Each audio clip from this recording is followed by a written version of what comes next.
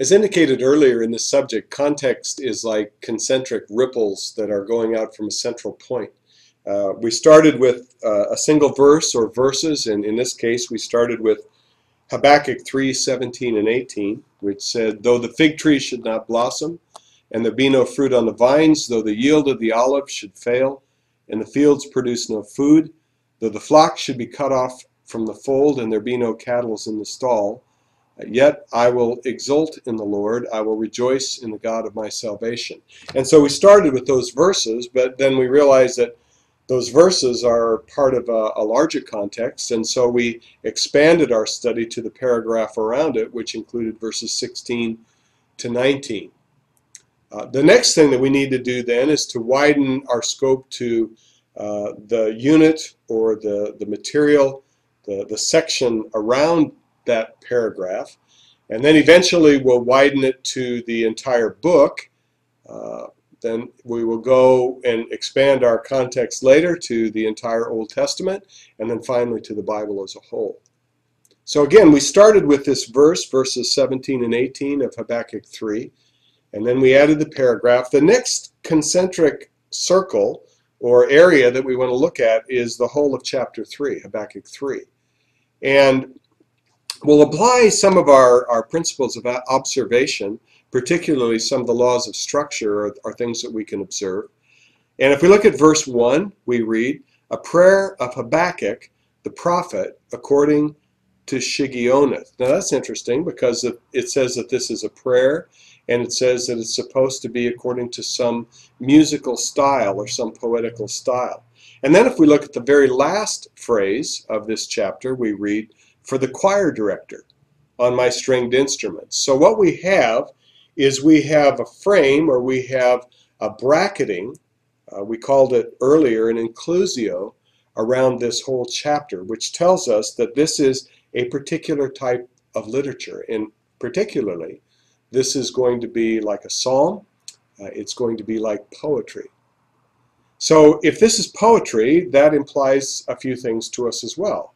First of all, it's going to be emotive, so it's going to try to stir up our emotions as we read this, not just our minds.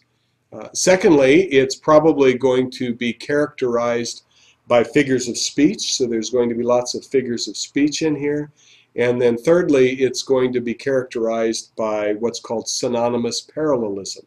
In synonymous parallelism, the second line essentially restates or rephrases the thought of the first line.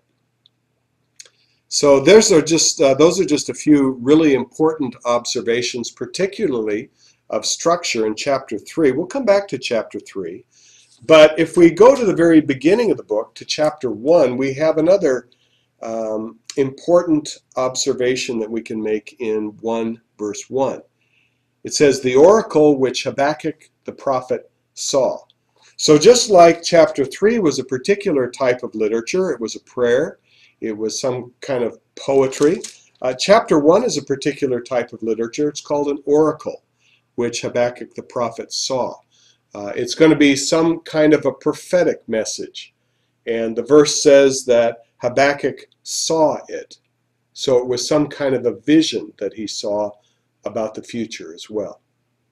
Now, if you can remember back to those laws of structure that we talked about, the underlying structure for chapters 1 and 2, which is a unit by itself, is going to be the law called interchange. And what we have in interchange is we have a back and forth exchange between who is speaking. It begins in verses 2 to 4 with the prophet Habakkuk speaking. And essentially what he's doing, if we were to observe that, is we would see that he's lamenting, he's complaining to God about the situation in the nation of Judah. It's become quite dark, it's become quite ungodly, and he's complaining to God because God is allowing this situation to continue. Then in verses 5 through 11, the Lord responds to this complaint. And essentially, if we were to go through and we were to observe this, we'd see that God is saying, well, I'm going to do something about that, Habakkuk. What I'm going to do is I'm going to judge the nation of Judah by bringing in the Babylonians. And the Babylonians are going to come and they're going to judge the nation. Then in verse 12, there's another change. So we've gone from Habakkuk to the Lord speaking, and now in verse 12, back to Habakkuk speaking again.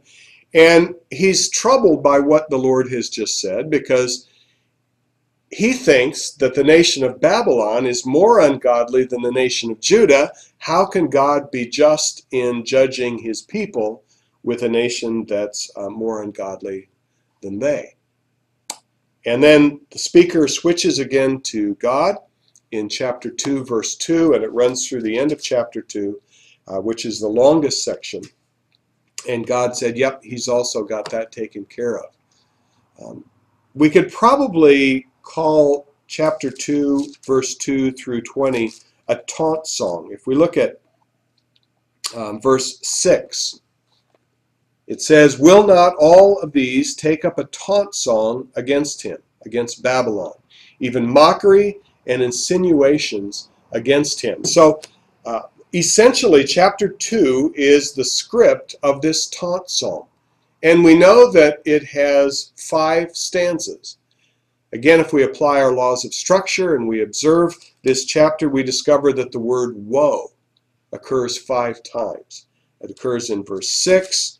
It occurs again in verse 9, verse 12, verse 15, verse 19. And so probably chapter 2 is for the most part, it's this taunt song where the nations are going to taunt the nation of Babylon and pronounce woes upon them.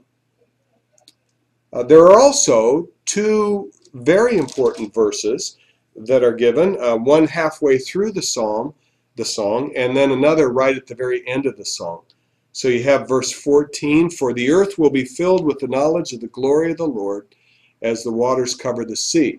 And then in verse 20 you have, but the Lord is in his holy temple, let all the earth be silent before him. And the image that we have, the fundamental image that we have of God in this chapter, is that God is seated on his throne as the great king, seated on his throne in his palace.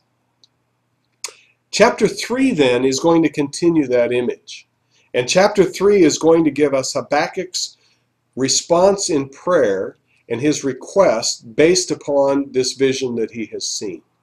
In verse 2, he asks for mercy. He says, O Lord, revive your work in the midst of the years.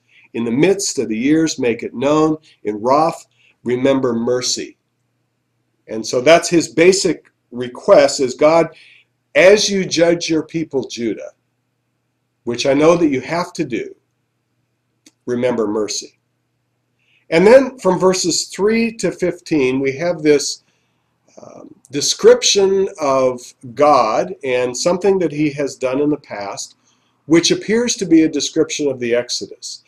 The Exodus was that unparalleled event in Israel's history when the great king got up off of his throne, he put on his armor, and he went out to do battle against the enemies of his people to bring a great salvation.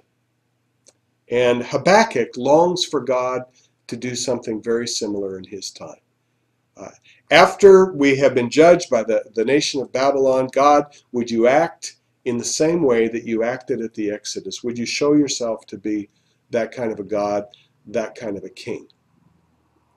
And this is then where we get our last paragraph of the book of Habakkuk, the 2 primary verses that we've been looking at, verses 17 and 18.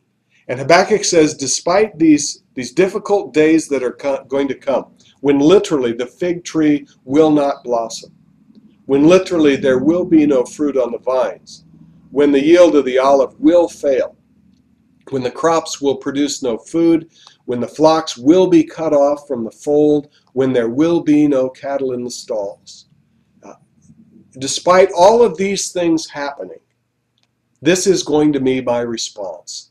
I will exult in the Lord.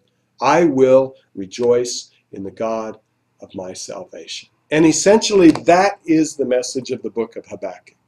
When all that can go wrong does go wrong, what is the response that God's people ought to have? It's a response of faith. And the key verse of this book, at least from the New Testament perspective, the verse that gets cited several times by the New Testament writers is chapter 2, verse 4, second half. But the righteous will live by his faith.